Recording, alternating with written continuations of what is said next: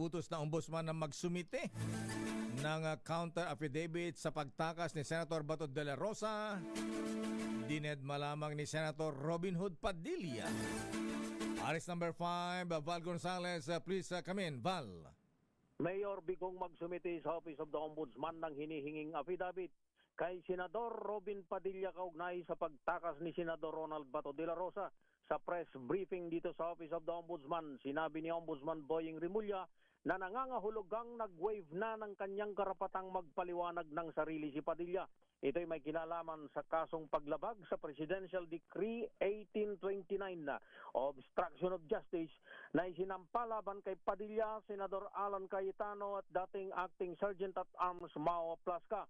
Nitong nakalipas na Miyerkules, July 15, ay nakapag-comply na si Senador Cayetano na nag-submit ng kanyang counter affidavit.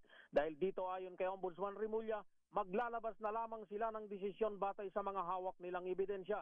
Sa panig naman ni Plasca, humingi ng extension ng dating general na binigyan ng ombudsman ng hanggang July 23. Matatandaan sa reklamo ng grupong Tindig Pilipinas sa kabila raw ng umiiral na arrest warrant ng ICC laban kay Senador Bato ay pinayagan umano ni Cayetano, Padilla at Plasca na makatakas ang senador at magtago sa kamay ng batas.